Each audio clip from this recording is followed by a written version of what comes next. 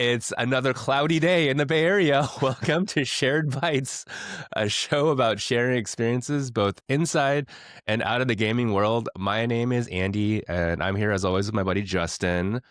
Justin, how are Hello. you doing? I'm pretty good. How are you? Uh, I'm Best day good. ever? I'm Best day ever? good. Best Yeah. week ever? Best weekend ever? Best whenever you're listening to this ever? Yeah, it's Halloween week. I know you've been up to doing Halloween stuff recently, right? Yeah, wearing my Cult of the Lamb shirt right here that I got from where did I get this one? From PAX West, I think or maybe Gamescom I got this one. Nice. But Oh yeah, yeah. shouts out Justin's to my wearing. Yep. buddy Devolver for hooking that up. That was pretty cool. I like that shirt. Um, yeah, Halloween rules my life right now. I have a 5-year-old. Mm. So yeah, it's Halloween. We're recording this on October 30th, so it's like, yeah, gotta make sure all these ducks are in a row. He's gonna be Parappa the Rapper Oh, for cute. Halloween, which Love is that. the best. I would post pictures, but I'm not gonna post pictures of my son on the internet. But yeah, trust me, it's really cute. It's really adorable. We're getting lots of compliments when we go out from the people who understand it. And then my wife is going. His mother is going as Jammer Lammy, Oh wow. and Very yeah. and PS1 I'm character yeah. themed Yeah, or well, music since themed. So he's Parappa, we got to be the buddies, right? So I'm gonna be PJ yeah. Barry, who is the bear character who's Oh, the always walking bear. around, munching on donuts. So I got a big, just like bear onesie, Oh, that and sounds I'm really wearing fun. that. It'll Yeah. be nice and comfy, nice and cozy Halloween night when it's very cold out. And then I'm loaning my wife my old rock band guitar for her Jammer Lammy costume. Oh, nice. That's It's all perfect. coming together pretty It's all fun. coming together. Yeah. Yeah. Yeah, it's gonna be fun. And the best part about it is just the fact that my son is excited about being Parappa the Rapper. That Oh, is has he just been like, playing? oh, yeah. Well, so his gateway was actually Astrobot because of all the little cameo Oh. characters. Because he loved Astro's Playroom. I was introducing him to just like the very basics of 3D platforms, of video games, of controlling a character with a controller. And Astro, by the way, Astro's Playroom, Astrobot, perfect games to do that, to introduce a child to, Yeah. or anybody, Makes to introduce sense. someone to the concepts of how to play a 3D platformer, just like perfectly crafted first game Yep. material. So, Very but I doable. digress. Yep. So yeah, it has all the fun little cameo bots and all that stuff. So when we got the Parappa one, I told him about Parappa, and I was like, oh, check this. And I have a beanie that I got from whatever thing we did when we were at PlayStation. We got all kinds of random little things. So I Sure, have a sure. Parappa beanie laying around. So I was like, oh, look, and I put it on him, and he loved it. And I took a picture and showed it to him, and he was cracking up. So then I showed him the game, and he loved the game, and we listened to a bunch of the songs. So I was like, do you want to be Parappa for Halloween? Like, this will be a really easy costume to make. Yeah, He's like, yeah. yeah. So, and we asked him, oh, there was one brief moment where he was talking about wanting to be a Ninja Turtle again. And we were like, bud, we Mm. were Ninja Turtles last year. We can't do that again. So, Oh, that's okay. but yeah, he still wants to be Parappa, which is That's awesome. awesome. So we made our costumes to fit that theme, and it's going to be a great time. We're going to go trick or treating with our neighbors, and it'll be a blast. Nice. He's Sounds like a doing great he's time. doing a parade at his school As tomorrow. Parappa? So we're gonna dress him up, and all the Well, little kindergartners are gonna parade around the school in their costumes. It's gonna, anyway, that's nerdy dad adorable. stuff. I'm very proud, very Of proud. course, yeah. I'm proud that you're proud. I'm proud of you being proud. But yeah, other than that, just playing lots of Pokemon. Well, we'll talk about the games we're playing in a little bit, but yeah, it's been Halloween and Pokemon land for me lately. Nice. Yeah, I mean the biggest I had a weekend in because I've been kind of doing a lot of stuff, so I just kind of wanted to chill and play video games and listen to music. And I stayed up way too late on Saturday because as I was doom scrolling for a little bit, just my designated doom scrolling time, I discovered that Lock it off. one half of Daft Punk DJ'd a set in France, in Paris, on Saturday. This is for this is at the Centre Pompidou, which I don't know if He you was just know, bored but on the weekend, like, I wonder if it's anybody's got a set going on I could crash right now, and he just showed yeah. up. Well, it turns out that it was at the Centre Pompidou, which is like a really famous electronic music venue in France. It's like iconic, when Justice and Daft Punk back in the day, they played this place, and apparently it's closing for 5 years, Oh, because I guess they're remodeling it, or hopefully they're remodeling. I don't know, but I know it's being closed for 5 years, so this is kind of like a big send off for it. oh, cool. So it's like for a record label, I can because music, and they got a bunch of people from Ed Banger Records, like Busy P and like Errol Alkan. So there was and but they got Thomas Bangalter from Daft Punk, who was the Nice surprise guest pronunciation. alongside Fred again, who's the current DJ of the moment. But yeah, apparently this is Tomas's first set in 16 years. He said, like just Wow. playing a DJ set in 16 years, and he Goodness. says 24 years since he's done a DJ set without the Daft Punk helmet on. So just like That's this is just him, crazy. like what's That's that? crazy. I was just saying that's crazy. It must be Yeah, yeah, surreal yeah. to like there are multiple levels of surreality Yeah, to this just that adds of on. Yeah, like seeing him play without the other half of Daft Punk, seeing him play not as Daft Punk but as himself, seeing him without the helmet, like the fact that they broke up, but now this is his first time kind of being in public after all of that went down. Like multiple layers to this, but like man, what it sounds like it was crazy. Did you? How much of it did you yeah. see? Did you catch the whole thing? I didn't catch the whole thing. I was like in bed, like when this happened, and like Oh, sure, I yeah. saw some cool clips. Like there was one section that people were clipping that was like he mixed like a spoken word speech from the opening of the Center Pompidou into like 3 minutes of the score of the movie One Battle After Another, which is the movie that came out. Wow. Johnny Greenwood did the soundtrack for that, so it's got a cool score. He mixed it into that, and he mixed that into Chemical Brothers' Galvanize, Oh, which I nice. know you love and and My and, and kid your and I son loves love because that of song the right Sonic now. movie. Yeah. But it was just quite a journey from those three things. Like, of course, yeah, like yeah, Daft Punk guy is gonna do that. That is so Um, cool. yeah, it was pretty neat, and this is I think people are noting that this is also the first time that anyone's ever heard Daft Punk's music from Daft Punk's Random Access Memories. You know, the last album in Right. 2013. Yeah. That anyone from Daft Punk had been playing those songs live, like in any form. Uh, oh, wow. I think, Because now that you mention it, I think I saw something the other day. It was a clip of Giorgio Moroder, like yeah.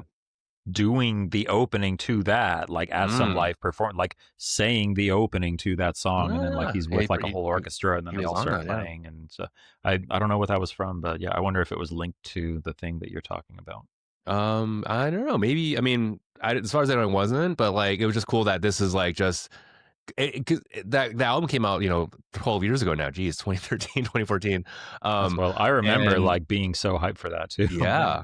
Yeah, and they were like, "Oh yeah, we're gonna totally see them on tour." We're gonna do all this. And none of that happened. They like ended up Man. never playing again. Like after the rest, I'm never playing it again.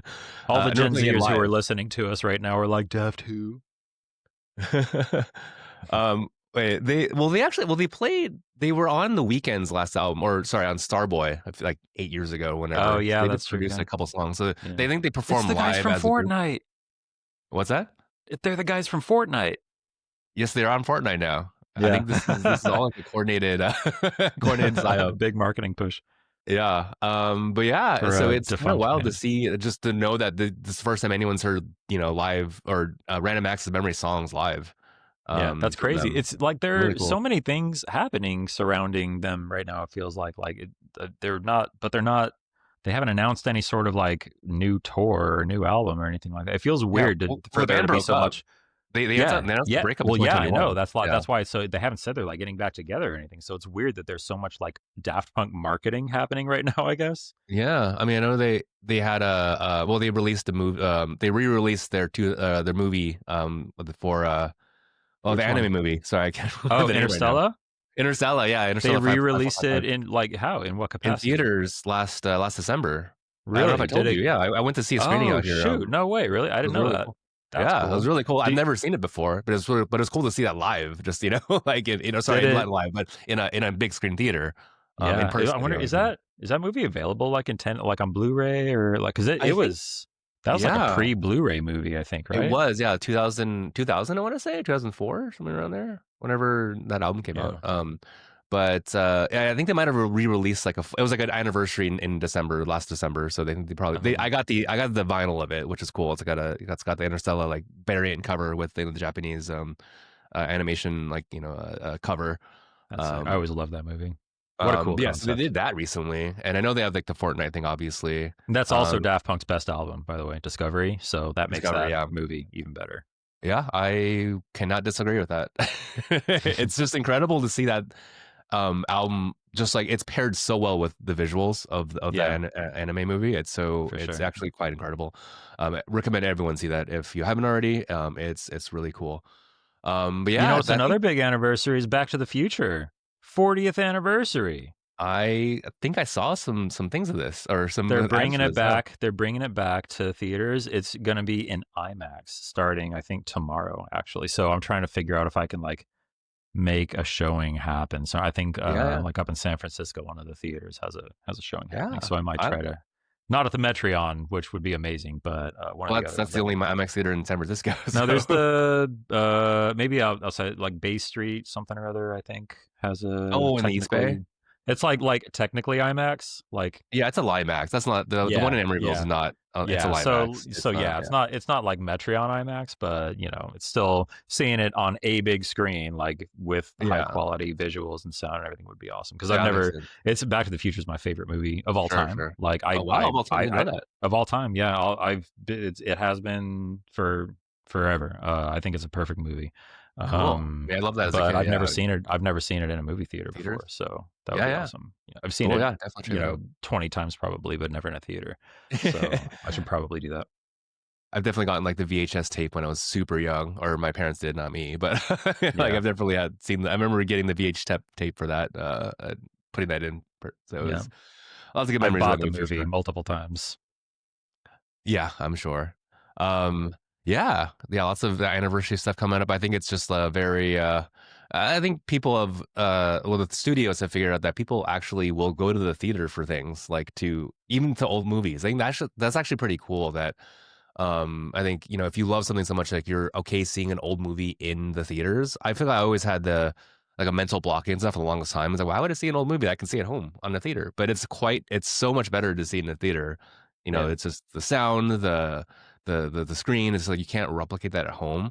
And it sounds cliche, but it actually is like super cool to see like kind of classic movies in a theater. And speaking of which, I saw that they're putting The Shining back in theaters. They're putting it in IMAX in Really? December, Oh. which I Oh, think would be really wow. cool. Okay. Speaking of IMAX, yeah, like The Nice. Shining would be just. I think it's just whole new level of just atmosphere when you see it on the big screen. Like, Wow. because I've obviously never seen that in theaters. That's predates my birth and yours too.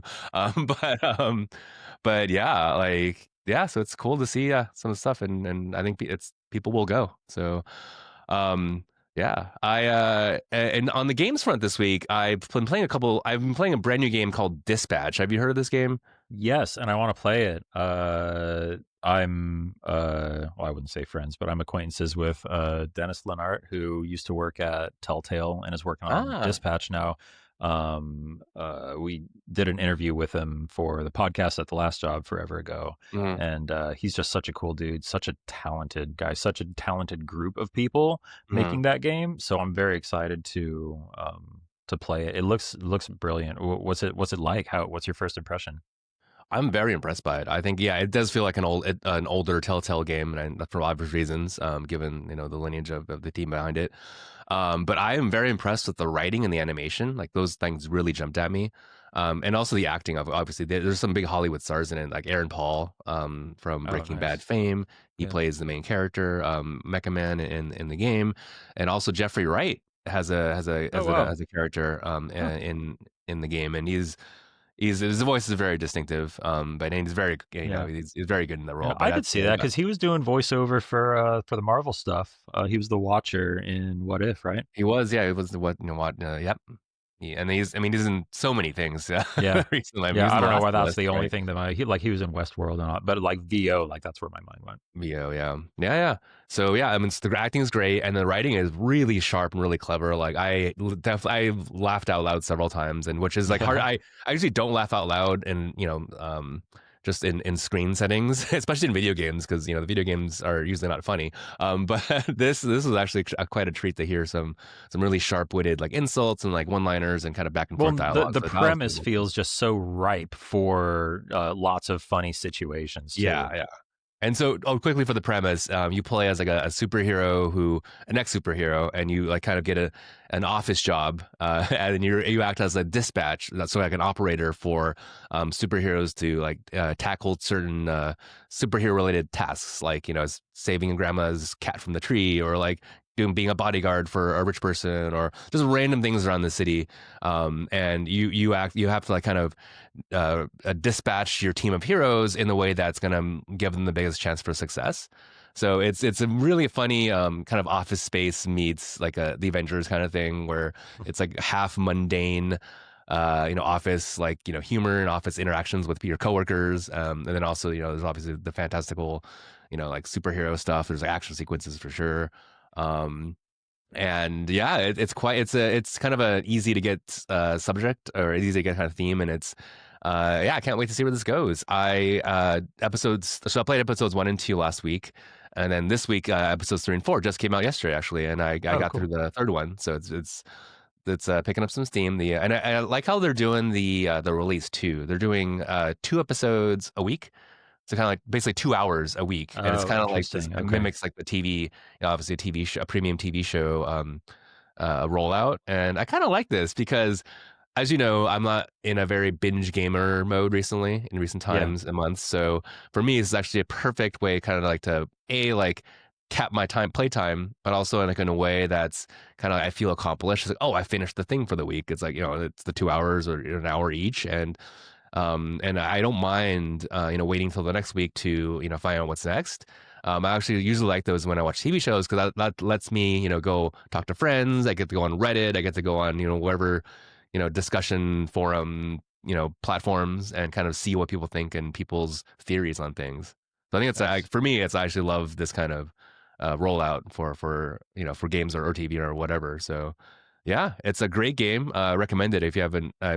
You like the Telltale games, right? Like, have you Yeah, played? yeah. Yeah. I played some of them, yeah, but I always thought that what they were doing was really impressive and really cool, and the way that they were pushing narrative forward, like the presentation of narrative, finding like different ways to tell a story is like they were doing something different with those games, and different enough and successful enough that other people caught on and started doing it too. So I'm curious to see where some of the people who helped kind of pioneer this style of storytelling, kind of what they're up to and how their chops have developed, and what a game that they're making feels like now. Does it feel like they've made progress from like a mechanic standpoint? Does it feel kind of like just playing one of the older Telltale games, or does it feel plussed up, or like it's like next gen in any way? Yeah, I mean, I think the animation is it's really smooth. It feels like you're watching an actual like a movie quality like animated movie. Oh, Like it's nice. very like smooth, clean. It looks HD. It's like the quality is very high on the animation itself, which I think it definitely helps plus up, as you said, kind of the experience. In terms of the gameplay, like I actually like the gameplay because there is a game involved here where you have to like figure out kind of because you're given like your heroes is like they have a little chart which they have like 5 stat abilities, and they kind of you can level them up actually as they do missions, and you basically have to match their abilities like strength, like intelligence, like charisma, kind of like those abilities with the job at hand. So Got like it. if the job is like like talk down a hostage negotiation, like you don't want someone who's like not very good at talking but is like a brute. Like you want to dispatch the right heroes, which I think is actually very satisfying to do because it's kind of you're actually playing, you're Have actually using your brain, you're actually playing a game. Like Have you tried like pushing it just to say like what if I pick like an outlandish, like really silly, like wrong answer here? Like what solution do they have cooked up for that? Have you well, you gotten just curious lose. about any of those? So there's a game. There's actually a game. Like you can lose these dispatches. You can So actually get yeah, like so a you can game fail the over. dispatches, and you won't. I mean, well, time will tell like how much that matters because I feel like there's some kind of band of like failure in this, but I haven't I actually see. fully failed out yet. But I haven't I like see. but I've been failing some of the missions because and because your heroes also have a cooldown when they come back from missions, so you can't just send them out immediately. So Oh, interesting. you actually have to strategically send out one or two, and there's those missions that require one, two, or three heroes. So you can like gamble and send only one to do it, but then if they get caught up, then you get zero. But if you send three and all three of them are tied up in that, if other things pop up, then you Yeah. can't send heroes Oh, there. So that's it's really very like interesting. it's almost like a strategy. It's almost like a real time strategy game you know it. So I That's cool. actually um really like the gameplay in this, and it's very different from the old Telltale games. Like there's actually a game here. Like there's not just Yeah. quick time events or like dialogue trees, which there are like lots of different time dialogue choices.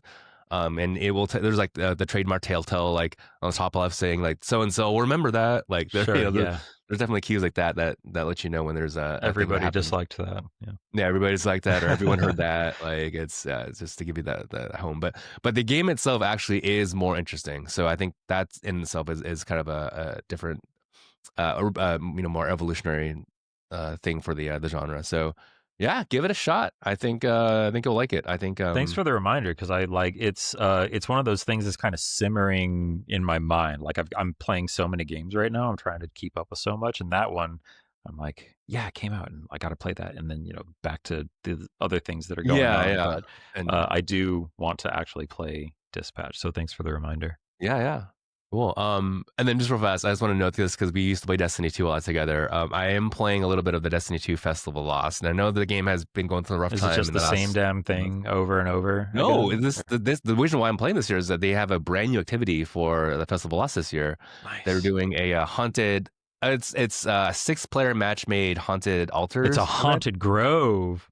No, it's a the altars of sorrow on the moon. Remember that? There's like Okay. I was waves and thinking everything. like, so haunted forest. What could they do? Maybe it's a haunted clearing, a haunted meadow. I mean, everything's haunted, obviously, Yeah, of but yeah, no, course. but it's actually really fun. It's made for 6 players. It takes about like 12 to 15 minutes to do, so it's very fast. You said it's at the altars. The Altars of Sorrow in the Moon, yeah, and it's Moon's a new haunted. instance, so they skin the whole like area in like a very Oh, Halloweeny cool. manner. There's like decorations everywhere, and Fun. there's a final boss. It's one of the big pumpkin heads, obviously, but there's they do some like high ritual stuff to kind of to make it more spooky. But yeah, it's actually kind of fun. I mean, unfortunately, there are bugs with it. I think the Of first course. I week mean, they had yeah. there's a soft lock with the boss if you damage it too fast, which is very Yeah. very Destiny nowadays, given the cuts of the QA team and Yeah. team in general. I was going to say But there's a larger discussion to be had about the state of Destiny and Bungie right now, but we don't need to go too far down that yeah, road. I think the only thing I want to talk about was just like it's kind of fun. I hopped in and they're showering with loot, which is nice. I think they've been very stingy recently, so it's good to hear. Like they just when you each time you do one of these, you get like 4 to 5 pieces of loot, and there's like 3 of them are tier 5, which is like the highest tier Nice. of thing Oh, you can right. get. They added like tiers and stuff. Yeah, I Yeah, forgot there's about tiering that. now, and it's I just stopped I think shortly after Final Shape, so I missed a lot of yeah. the recent stuff. It's crazy to like, I played that game religiously, like daily for a decade, and I leave for what, a year, and now I'm totally out of the loop. Like, wait, what's going on? What's happening in this game right now? I mean, they did reset it with the Portal thing with the Edge of Fate expansion, which Oh is yeah, both. I think it's kind of the worst thing about it and the best thing about the game. It makes it really interesting. simple. As a result, it's very simple.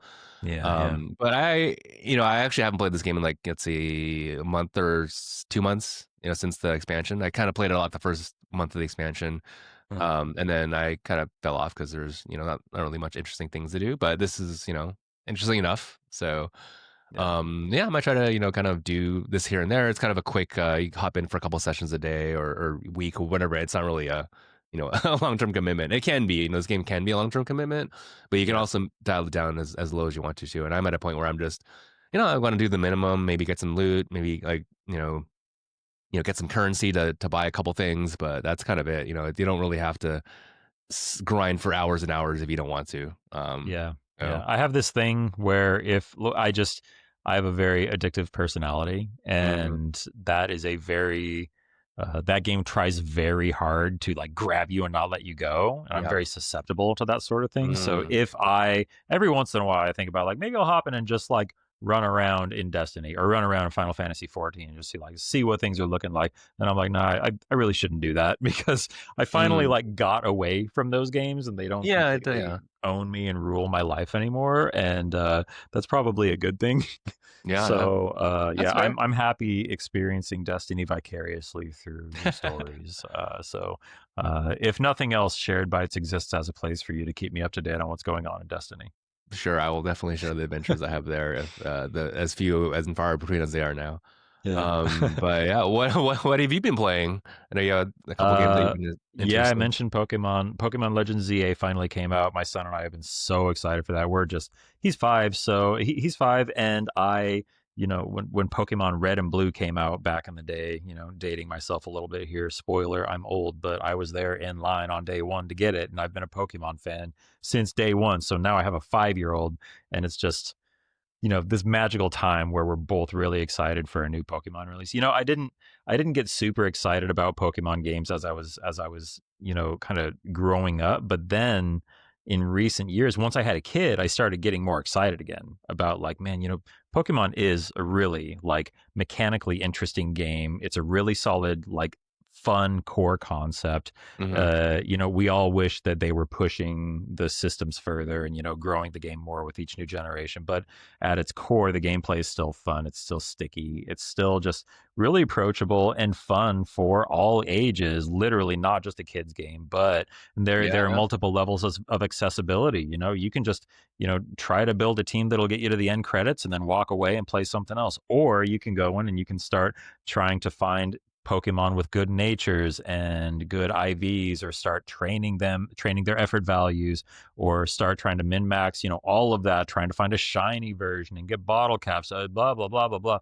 And the rabbit hole goes so deep on Pokemon that, again, I was just talking about how I'm the kind of person where if a game hooks me, I just I just get sucked into it, and Mm-hmm. that has been happening to me with Pokemon Legends ZA, partially because of that and my tendencies, but partially because my son loves it, and Yeah, my wife is that's a out of big draw. town for a work thing right now, so it's just me and him.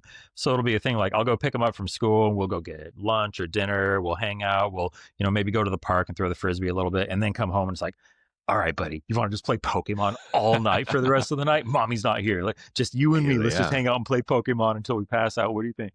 And, we're making sure we do productive things like, all right, let's take a break and stretch. Let's take a break and Sure. fold Yeah. some Okay. laundry Good. or something. Good. But yeah, just this fun little thing where it's like, hey, buddy, we don't usually do this, but the new game's out. It's finally here. Let's just play it for like 2 hours. It's been a lot of fun. So yeah, we Nice. have been playing Hey, the what's up? I was gonna say, explain to me the kind of the game, like just because I bought the game, which I just bought. I bought Side Insane only because I had a Best Buy credit and I wanted to use it before it expired. That's why I have this game. And I Yeah. haven't played it yet. But what makes this different from like a mainline Pokemon game? Just because I know the mainline Pokemon games is a turn based, Yeah. kind of That's a game. Like good question. this is like an open world game, right, or something like that. Like, Yeah, and it's crazy. I was thinking about this, and this might be a little bit of a hyperbolic thing to say, but I was playing it the other day, and I was like, man, this really is kind of like the open world, like go anywhere and just like throw mm, Pokeballs at Pokemon on the street, like open world, like wide open Pokemon game that we dreamed of when we were kids. It's like, why can't I just go out on the street, like imagining yourself with a belt full of Pokeballs going out and just like throwing them at Pokemon, having random battles with people on. That's what this game is. Like, and it's, if you have a Switch, I haven't played it on Switch 1. I have a Switch 2. I'm playing it on there, and it runs great. It feels really nice. Loads are fast. Frame rate is pretty solid. So, I'm sure that it chugs on Switch 1, given, how much is happening in the game. But if you've got a Switch 2, it feels really nice, feels really crisp. But I'm going too deep. I'm going too deep on the details. it's But backing up, the broad gist of the game is, Pokemon. You've got 6 Pokemon on your team. Straight up JRPG, turn-based yep, battles. You yeah, take a turn, they take a turn. You take a turn, they take a turn. There are no turns. It's all just like action. it's real time. Okay. Yeah, except your moves are all on cooldowns, and the different moves have different cooldowns. So your weaker attacks will have faster cooldowns, but then when you get like flamethrower, waterfall, hydro pump, your more powerful moves will have like 12, 13-second cooldowns. So you can only use those once in a while, and then you're So open. Wait, do do you have a whole team around you at the same? Or do you have one buddy that walks with you? Like, how does this happen? In like, do you is there like a random battle thing like in in these no RPG no games, or random battles, no random battles at all. you see everything and does it change the battle screen, or do you just fight them in the open world? So it's interesting. There are no battles during the daytime. You only do battles at night. Well, no. So battles against trainers. You can get into battles with Pokemon anytime, and that's just Yeah, you see a Pokemon on the street, and you run wild. up Okay, to it, and it okay, sees you, and a little like alert thing shows up that indicate the stealth meter. It's like, oh, it sees you. Like, yeah, oh, it's yeah, yeah. aggro on me.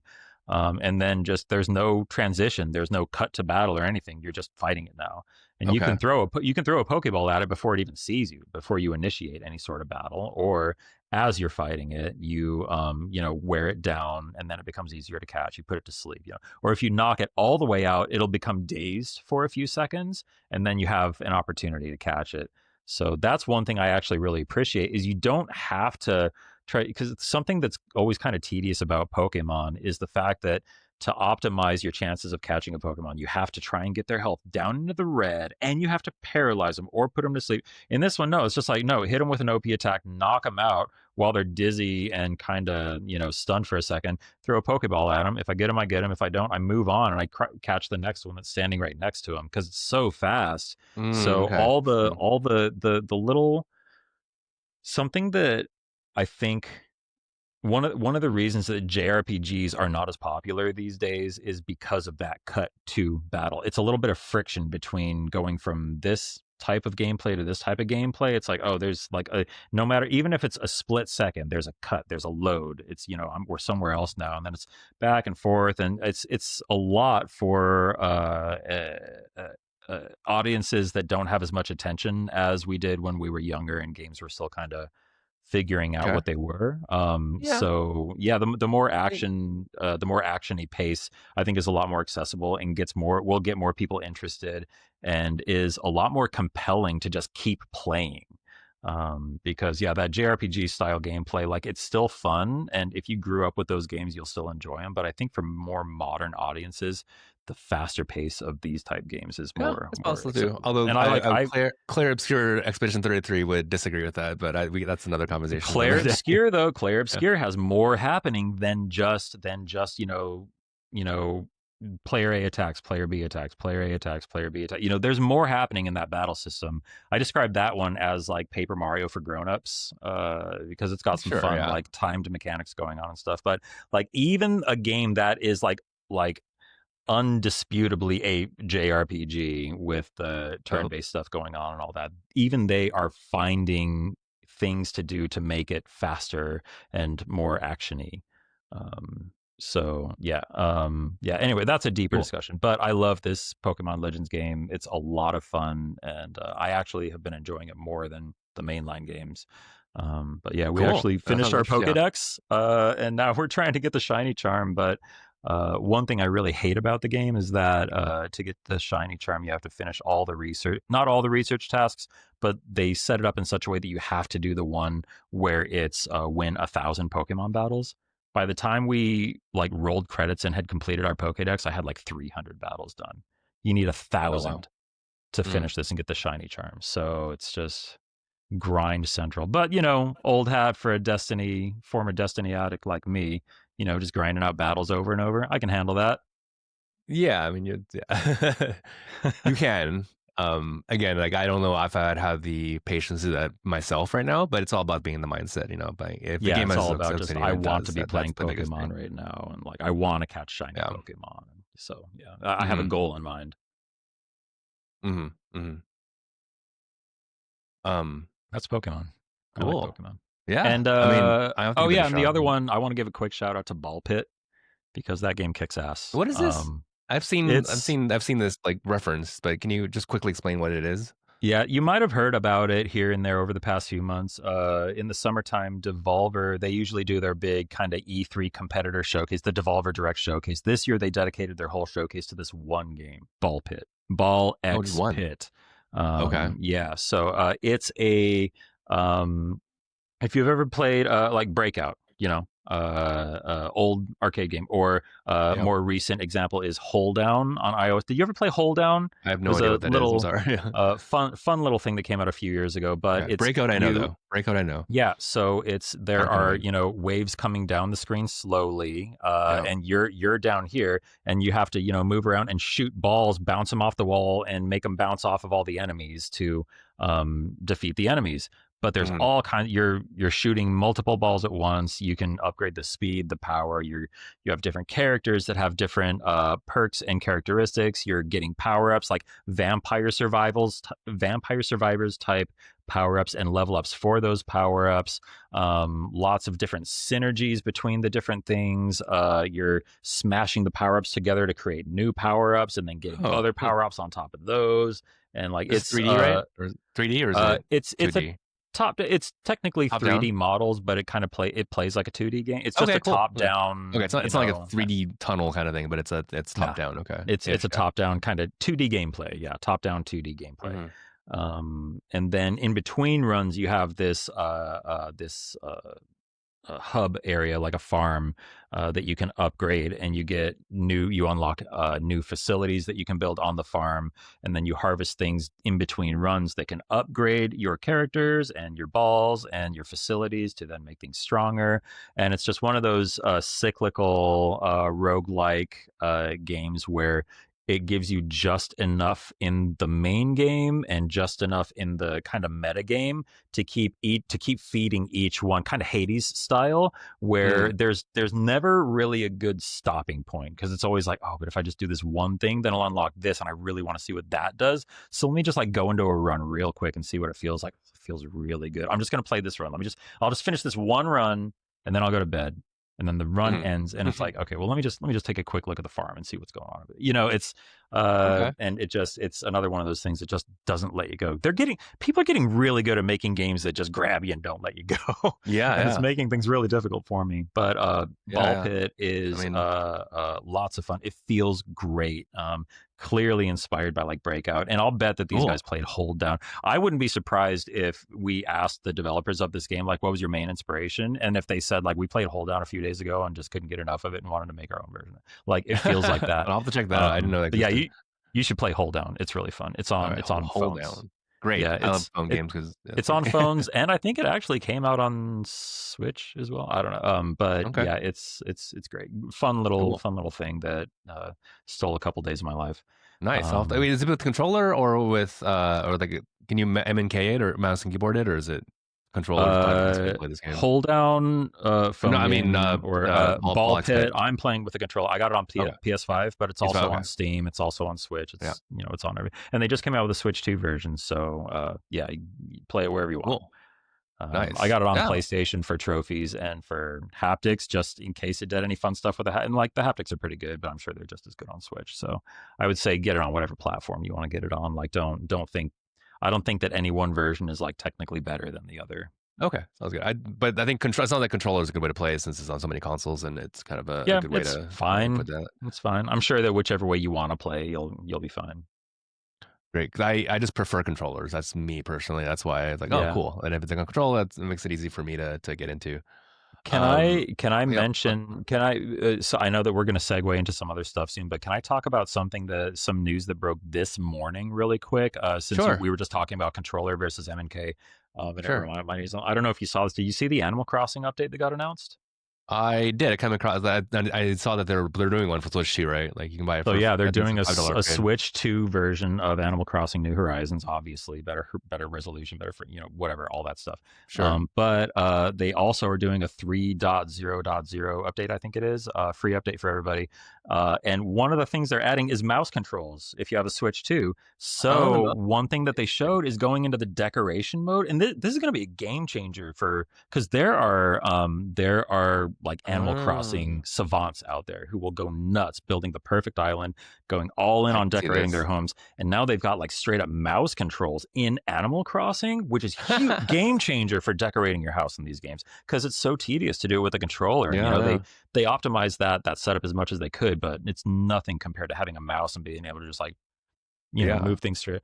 So I'm really interested Interesting. to That's a great use like for that. I'm a casual Animal Crossing fan. I'll check it out and I'll play it, but I'm more interested to boot up Twitch and see what the Animal Crossing, like, MLG Animal Crossing players are doing with this stuff after it comes out.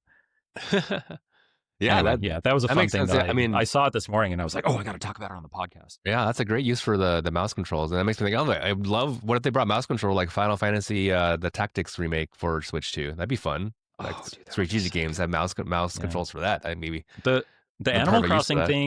Animal Crossing thing, one more thing, it feels like they're trying to get a piece of the pie with kind of the social co-op games like Peak and stuff like that, because they're talking about, oh, if everyone has a Switch too, now 12 people can get on the same island, and you can plug in the Nintendo Switch 2 camera, and your face will appear above your character, and it shows people hanging out and like building an icon. And they built in like a kind of like a Minecraft creative mode now, where you can go into like the dream world and you have just unlimited resources, and you can decorate and build a whole island however you want. So they're really like trying to give Animal Crossing a shot in the arm here. I'm curious to see if it kind of takes hold and gets another breath of life here. Yeah, we'll have to keep an eye on that. Anyway, that was Yeah. So the biggest tangent of the episode so far. Hopefully, but yeah, I mean, makes sense. I think we were talking about games that kind of grab their hooks in you, and I wanted to talk about this article we saw a couple weeks ago about there's a study from Circana with analyst Matt Piscatella mentioning that according to their study or the data they have, the majority of people in the U.S. buy only 1 or 2 games a year. So I think it was like 63% of players buy 2 or fewer games every year, which is almost like, let's say 2/3. I mean, that's literally 2/3 almost. So hmm.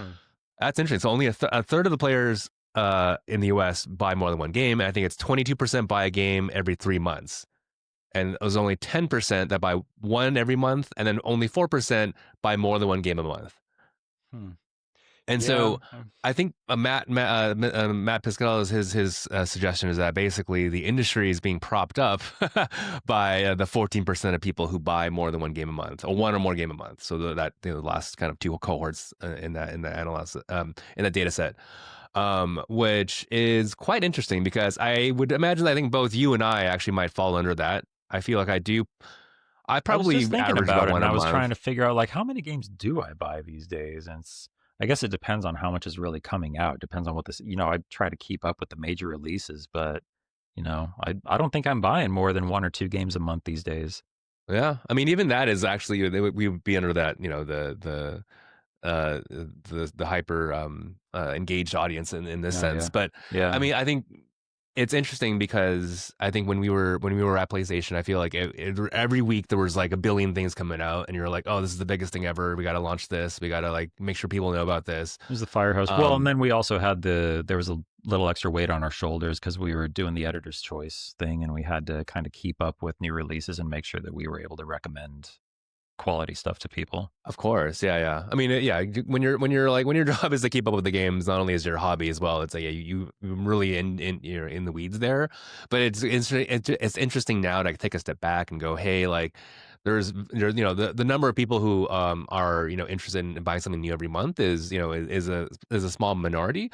I mean, that's not to say they're not important. I think these are the strongest fans of gaming. I think that they definitely should be looked after and and made sure there's stuff to come out every week. Make sure that they're updated on stuff. But it got me thinking like, hey, like how do we, it's interesting to think about this because that means that most people are basically playing one game for the whole year, or they're not playing they're playing games longer. Either that or they're more casual, not playing games. But I think given your point earlier about how when a game, and me too, if I really get into a game, that's kind of the one game I play. In the past, that's been Destiny 2, that's been whatnot. But you have limited time. So if Well, you're and there are really like lots in, of there are the players who are like they just buy FIFA every or no FC every year. There are those players too where they have their one game. It's the one. It's I get Black Ops every year, or whatever they call it. I get Call of Duty every year, and that's it. Or I get GTA, and that's it. Or, the people who it's just like you know they're a gamer, but just because they play a game, they are technically classified as a gamer, even if it's just like one game. I think there are different levels of gamer. There's gamer, which is like you identify as a gamer, like you and me, like our whole lives center around it. And then there's someone who casual gamer, like they have their one game, their one vice that they keep up with and all that. So, I mean, if you're talking about I almost feel like a survey like this has to differentiate between different types of gamers too, because there are, like you said, and it's like a free to play game. There are the whales keeping things afloat so that everyone else can play for free. So yeah, it's just a diverse pool of people they're surveying, I suppose. Um, yeah, I mean, it's yeah, and I think I was trying to figure out how they define like gamer in this sense, but I think yeah, they mentioned that basically, I mean, there's a small minority of overall gamers that are basically, yeah, like keeping the lights on for a lot of these industries because they're buying a lot of games. They're game connoisseurs, and that's not a Yeah, bad thing. yeah. That's great. I mean, it's like gaming is my hobby, gaming is your hobby, gaming is a lot of people's hobbies. Where I want to keep up with the best stuff that comes out every month. And so I think it's not necessarily a bad thing. I think it's just kind of an interesting perspective to realize that, hey, like not everyone is like that. Like most people are, they either play free to play games only, or they, maybe play once, buy a game every 3 months or 3 or 6 months or even once a year. I think that's most people do that. So it's interesting to think about when you think about, when stuff comes out, it's like, it's, there's a good chance that whoever you're talking to might only know that, it's like the one game I buy all year. It's going to be this, it's Pokemon Za, or maybe it's, whatever. Like Did you call it there's, Pokemon Za? yeah, I said Za, like Sick Za, pizza, bro. Zabra. Um, Are you yeah, doing which that I, ironically or like as a joke, or because I no, I think think it's it's, actually pronounced ZA, right? yeah, it I'm gonna feels, start it feels calling it right. Za though. That's fun. It Pokemon feels Za. right. Want to It play rolls some off the Za, tongue. brah? Um, so yeah, that's just, yeah. So I think just keep that in mind. I think when we're trying to get, talking to people, like talking to friends and then people in the industry, just to kind of always keep that in mind. Yeah, Which also got me thinking is the question of how, given that there's so many games that come out every month, and for those of us who are, hobbyists for the gamers, how do we discover what new games to play? And it's interesting. I'd love to hear your methods as well. But I mean, I think my right now I'm kind of simple about this. Like a lot of word of mouth with friends. I think buddies like you, and like if other my gaming friends who, like, if they're mentioning something that they're playing and they can't get ball pit with you, or whatever with Dispatch. everybody else. Yeah. That's one way for me. The other big thing is I look at OpenCritic, Metacritic. I usually deal with OpenCritic, but if something is scoring above 90, that's an obvious, okay, I got to keep an eye on that. Or even, like, Yeah. if it's high 80s or whatnot.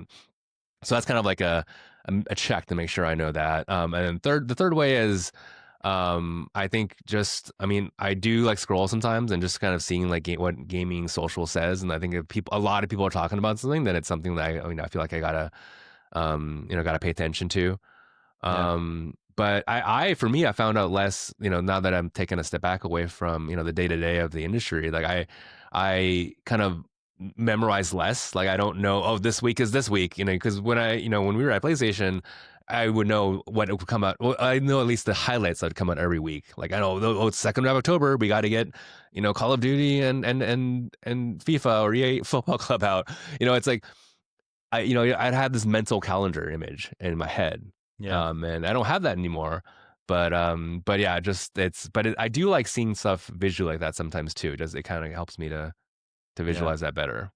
Yeah. These days it's Um, been I haven't even really been looking forward as much. It's been more because back in the day it was just Twitter, it was follow mhm. everybody everybody follows it, Yep. everybody else Yeah. on Twitter, and that's where all the news is happening, everything. But everything is more splintered and kind of in different places now. So I'm on Blue Sky. I follow a lot of different resources there, a lot of studios, publishers, video game fans, friends, industry people, reporters. Just like Blue Sky is a big source of information for me, partially because it's so customizable and you can set up different filters and different columns to like have different sets of news and different ones. So it's a good way to keep up with different worlds that you're a part of, I guess. Yeah. So yeah, I find out a lot of stuff, and a lot of that just organically, just by opening up Blue Sky or even like Instagram or something. I see somebody posted an Instagram story, sharing an announcement trailer for a new thing that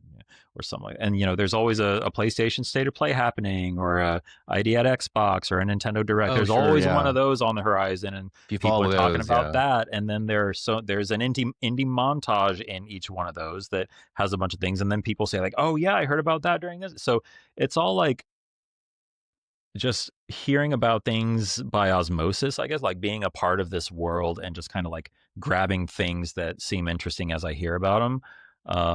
But yeah, it hasn't been. I don't really go out looking for video game news as much as just kind of like being like existing within that realm and seeing like kind of observing the things that happen. I guess if that makes sense. I don't have a Yeah. daily Like, reminder like I'm not I'm not going to Polygon.com every morning and reading the headlines anymore. You know, Sure, yeah, yeah. You'll see it if you that's not how scroll I get though. my information anymore. Yeah, You know, it's yeah, you'll maybe see if if you I'm scroll. scrolling Blue Sky and someone point, I mean, it wouldn't be a Polygon article these days, but maybe if it's a link to like Game Informer or something. Game Informer is good now again, right? Yeah, they're good.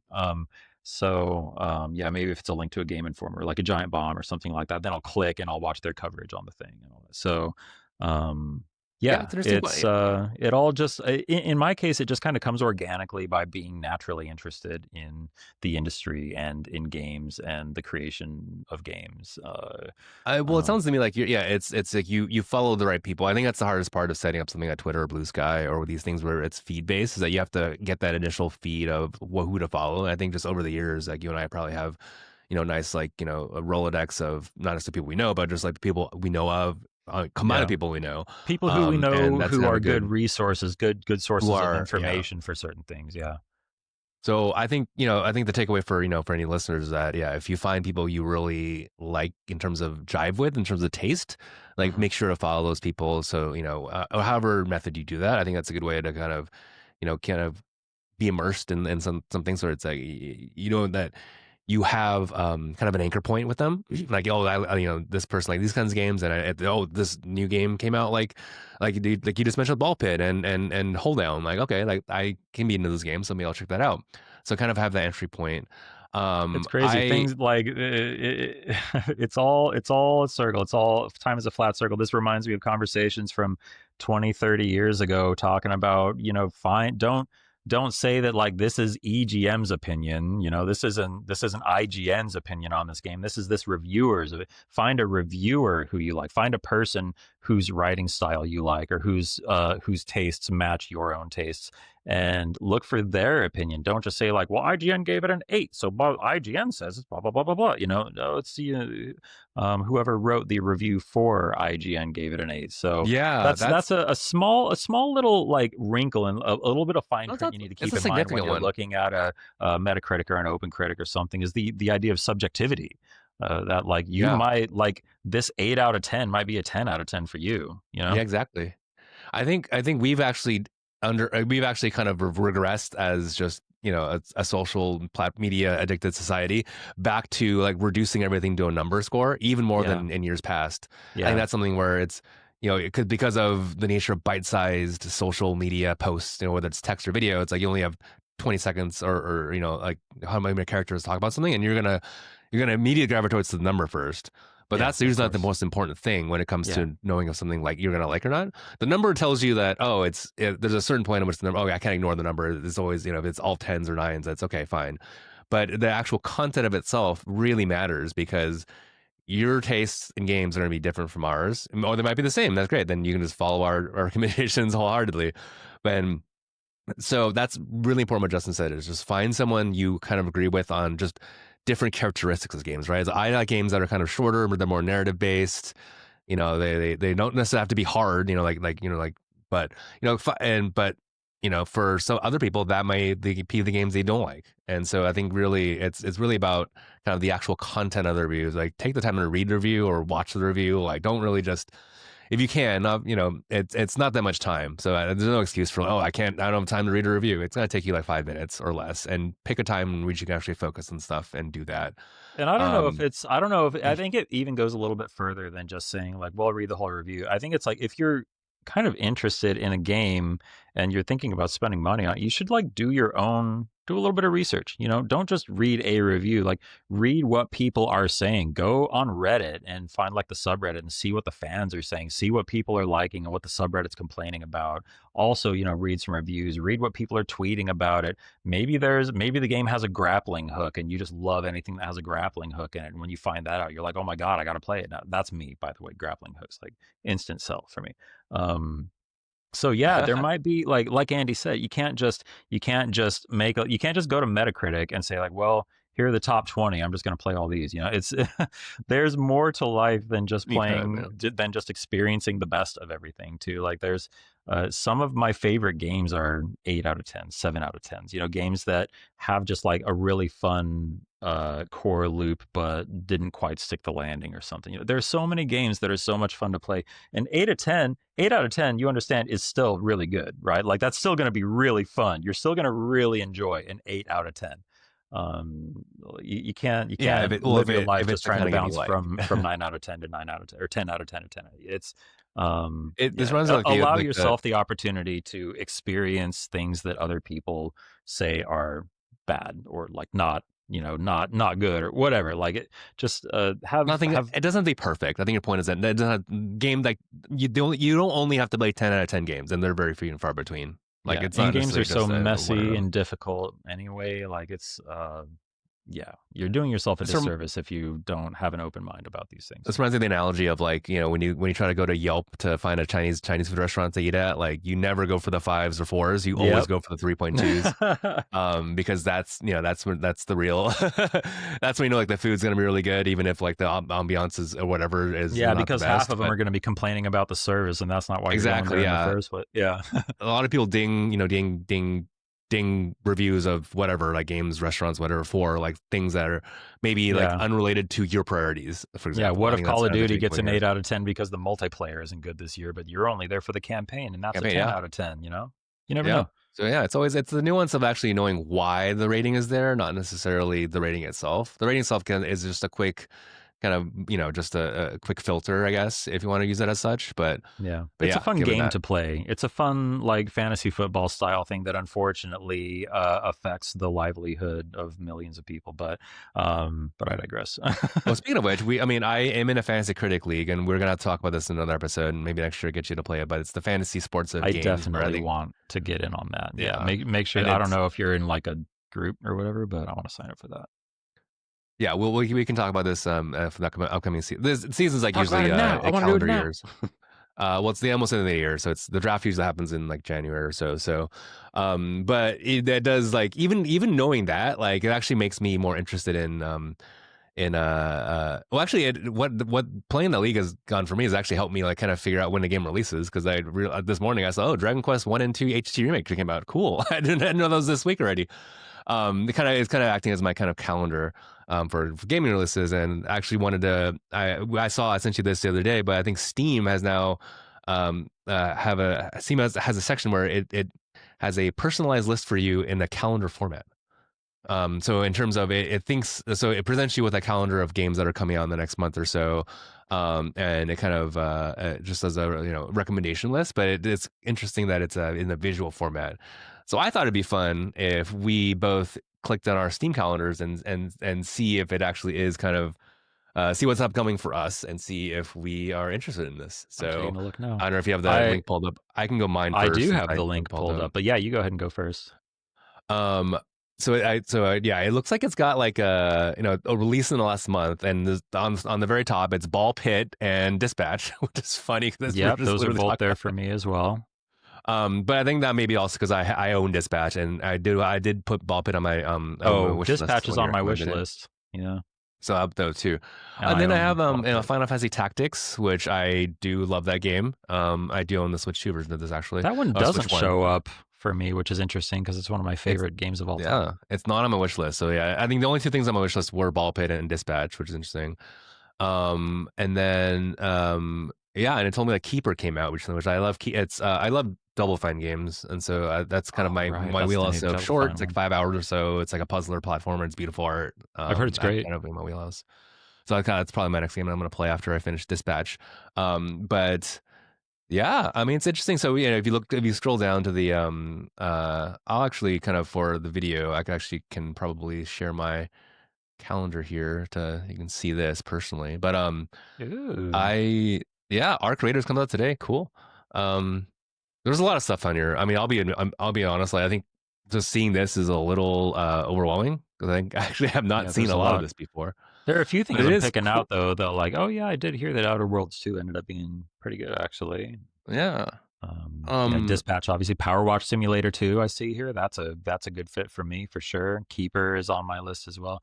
Something called Spindle that I haven't heard of, but I dig the capsule art. It looks pretty fun. Tavern yeah. Keeper, So I've heard this of that. So yeah, there's one. Arc Raiders is this on is. Dragon Quest. I think Um, it's cool that they're doing this. I think yeah. minus thoughts that there's a lot of stuff on here that it's almost too much stuff. I think I would like it if they Oh, had more or like kind of a more curated list of things that are they maybe it's less overwhelming because the I'm thing is, looking at there's this and there's there's a so ton of stuff. much on Yeah. Steam too, and this is something I'm supporting an indie game right now, and this is something that we're learning. Like we knew this, but it's just like it it really becomes crystal clear how big the Steam universe is when you're actually working on an indie game. It's like Hmm. it's impossible to like make noise about your game. It's just because there's so many Yeah. games coming out every single day. It's insane the amount of games people are creating. But I did Oh, find Final Fantasy Tactics. It was just I had to scroll down to recent releases, and it's there for me. oh. I So mean, and speaking of which, I shouts just out. realized that on top you can actually change the game count, so you actually make it less overwhelming, which literally answers Oh, takes care of fancy. my concern. So yeah, you can see here this is actually interesting. I mentioned, Oh yeah, wait. Oh shoot. I wasn't looking at my person. I was looking at the news post where they were announcing it, and I was like, oh yeah, yeah, nope. that's on Go my. I click wasn't through actually your looking own at my personal personal. calendar. Goodness That's what I'm doing right gracious. now. I'm Okay. sharing my screen with you, and on the video you can see my personal calendar Let's here. see. Um, oh, this is actually a good feature then, yeah, because you can show only your wish listed games. So this is actually if you maintain an up to date wish list of things you like, then I think that's super helpful for you just to kind of visualize. Oh, like okay, I got two games coming out in middle of November. Maybe I should save some money from the budget to make sure that's that week I can I can afford those games or I have the time to play those games rather. And you can Final hide them, Fantasy which VII yeah, this is Remake. hide games at early access. So this is actually really cool. Okay. Oh, look at that, I my game. So, I'm yeah, a I'm fan just of gonna this. shout out Swap Meet. That's the game that I'm supporting. It's on my calendar here because it came out in early access. So, Yeah, shout out Swap Meet and go play Swap Meet with your buds. Yeah, I got Ball Pit, Final Fantasy Tactics, Absolum. I've heard great things about that. That looks sick, actually. Yeah, I do want to play that. yeah, Digimon Story, Time Stranger, probably not for me. Dispatch, Godbreakers. I don't know that one. So looks pretty sick though. Keeper. Yeah, yeah. I mean, this seems like a pretty decent, especially considering that my gaming is really eclectic on Steam specifically, because that Steam is where I buy a game if I'm not really sure where else to buy it. I buy my games on Switch or PlayStation or on my phone or on Steam. So, yeah, based on what data it has about me, based on my Steam library, this seems like a pretty solid recommendation list. There's some pretty cool looking stuff on here. And yeah, like I was saying before, it's impossible to keep up with all the stuff coming out. So it's nice to see Steam trying to find more ways to surface games and give teams attention, because like man, it is just so rough to make noise about a game these days. yeah. I think the biggest thing for me is to be I think they hopefully have this in the works, but if I can see like what my friends have on their calendar as well, I think that'd be cool to see wish listed games for my friends, or I mean specific friends, because if you have a lot of friends on Steam, it could get pretty unwieldy. But if you have a few Yeah. people like you really trust for your like we mentioned earlier, like you like kind of really drive with in terms of critics or people influencers, I think that'd be an interesting feature. But I Uh mean, I think it's can really cool that's visual. I think even if you use this to put only your wish listed games, again, it's only if you maintain a wish list that is actually the Right. games you actually want. In the future, then that's a really easy way to keep up with that. Yeah. Um, Can yeah, I can I shout out a few games on my upcoming now that I'm looking at this and there's actually some cool looking stuff on here? sure, yeah. Give a couple of recommendations I can Yeah. So add to my wish list. I'm just looking at November onward. Let's ignore anything that's already out, but let's look ahead to November. So I see a few. I didn't realize we're only a week away from Unbeatable. You've heard of Yeah, this one, what's this? right? Yeah, this is on my calendar that they gave it to me. Like, what is this? What? It's a rhythm adventure Unbeatable? game. Oh, yeah. Oh, dude, it looks sick. It's what's their tagline? A world where music is illegal and you do crimes, or something like that. But it's a rhythm game, and it just killer art style, looks really fun. Here, I'll put this up Lots in of the heat video. behind it. Lots of people saying the demo feels great. Lots of people played it at I believe they were at PAX and had a really good showing there. Cool. All right, there's a demo. I'll add this to my library right Yeah, now. for Let's sure. give it a shot. I'm pumped for Unbeatable. That's day one for me. Another Okay, shout out. cool. Looks like No, November what? 10th. Ambrosia Sky is coming out. Shouts out to Ambrosia Sky developers. Oh goodness, what was their name? Soft Rains, yes. Soft Rain is developing and publishing a game called Ambrosia Sky. These were our booth neighbors when I went to PAX West to show Swap Meet. These guys were right Mhm. next to us, and really cool team making a really cool game. I sat down to play it. They described it as kind of a Metroid Dread, not Metroid Dread, Metroid Prime Prime, yeah. inspired, and there's a 3D. lot of that when you kind of get in. It really nails that feeling of isolation. There's a sequence a little bit later where there's they turn off the gravity and you have a grappling hook or a tether or whatever. So the combination, the way that the physics work during that section is really fun and compelling. And there's an interesting story being told through logs you discover and things like that too. So oh sorry, Cool. I forgot to mention the other part. It's Metroid Prime meets Power Wash Simulator is how they described Oh, it. yeah, it looks like this guy's just, yeah, Yeah, firing that and away. This one yeah, guy, it Bungie. looks sick. They've been getting some good feedback on it. I played it. I thought it was really fun. So yeah, shouts out to them. Wishing them Interesting. Well, lots there's of also a success. demo for this that you can play right now. You can play Yep. that demo Yeah, and lots of demos out following Steam Next Fest, which just ended. And then the last one I'll call out, which is for the next couple weeks here, is Luminous Arise is coming out November 11th. And yeah, I oh, that mean, is if not you're on my listening to calendar. this show, there's a good chance that you have played Luminous or you're aware of Luminous, but it's a Oh, puzzle game. Luminous. Got it. Yeah. That Luminous, should be on yeah. my calendar. Yeah, from a visionary There it is. game designer, Tetsuya Mizuguchi, who made the original Luminous way back when, did Tetris Effect, has made all sorts of other. I mean, it made Rez way back. Just some of these legendary This is a Vita music. launch title, right? Or PSP? Vita or PSP PSP launch Luminous title? was a PSP launch title. Yeah, PSP, yeah. I love believe this game, I yeah. believe it was launch. Yeah, it was either launch or launch window. It was yeah, but that Yeah. was a like tent pole PSP title. But yeah, they're doing kind of the Tetris Effect treatment for Luminous here with Luminous Arise, and I'm a sucker for a Ms. puzzle game, man. Yeah, I'm same, in. man. So I'm very excited. Yeah, I'm definitely gonna play. I played the demo for this actually, so it's pretty yeah, fun. same. So yeah, I'm down for Luminous. I'm ready for it. I'm psyched. So shouts out to everybody releasing games in the next couple of weeks. It's tough to get a There's a game out lot, there, yeah. but Well, yeah, lots of cool stuff coming. hopefully those are some great recommendations for everyone as the holiday season ramps up. Definitely, I got a couple games from you there, at least for sure. So I'm gonna make sure to check those There's more out. stuff later too. We'll save it for the next episode. But yeah, there's a lot of cool indie stuff coming down the pipeline. Yeah, Ooh, cool. Marvel Well, yeah, Cosmic Invasion is December 1st.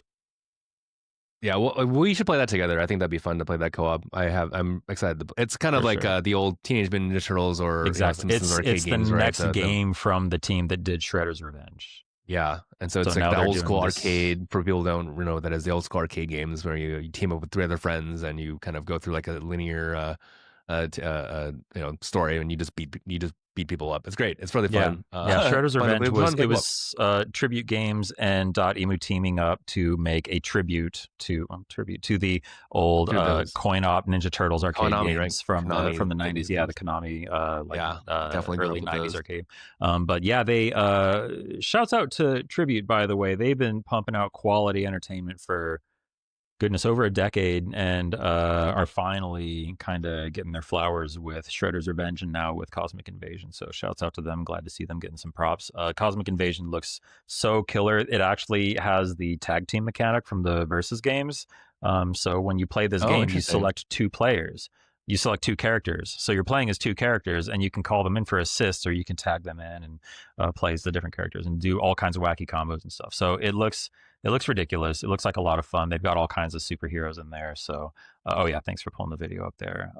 But Ooh, yeah, look at Modoc go. it just looks like Oh, there's the such proton cannon. such a fun time. And like Shredder's Revenge, what they did with Shredder's Revenge with a cast of characters who are they're Ninja Turtles. They're cool. They're fun to play as, but they don't have superpowers. They can't fly. Like what are they gonna do with this beat 'em up with characters like Iron Man, Spider Man, Rocket Raccoon, She Hulk? All these characters with such diverse powers and move sets. Like I cannot wait to see how ridiculous, how chaotic this looks when you get a full cast of characters on screen. Because I think it's 4-player co-op, right? Is it 4? I don't know. It's Yeah, I think so. multiple Yeah, I mean, players, and then each you can player has tell. 2 characters they can switch between. So it's gonna get weird, man. Yeah, Um, you can see already scenes in this kind of like this trailer over here that it's getting pretty nutty. It looks pretty fun yeah, though. my kid and I had Yeah, a so great time just beating people up in Shredder's Revenge. So I'm getting him a little hyped up for this one too. We're gonna for have sure. fun Yeah, playing could we do this. co-op where like you and Miles play, and then Probably. I can join it online? I think I've seen that before. Let's do some research and make sure that we get the same version, or make sure there's not some weird like cross-platform Yeah, compatibility yeah. issues or whatever. But At worst yeah, I'll case, we can probably meet in either get person, it but I on think Switch or PlayStation. that'll be So fun. yeah, I'll probably get it on Switch. Maybe, probably. I don't know. All Anyway, right, yeah. Well, we'll make a decision later, but yeah. Well, great. This has been a great talk. I think it's got a lot of games to add to my wish list, which I just did live on the air. And yeah, enjoy Halloween, Justin. Hopefully, thank you. you and You the fam too. have a Are fun. you doing anything? You got any like fun parties you're going to or anything? I actually just may do a Halloween stroll with a couple friends tomorrow, just kind of around the Nice. neighborhood, just kind of Cool. check out the vibes and yeah, Yeah, and go sounds from fun. there. Yeah, right on. But Go yeah, scare some kids. in a appropriate manner, yes. We'll do this. All right, buddy. Good chat with you as always. Take care.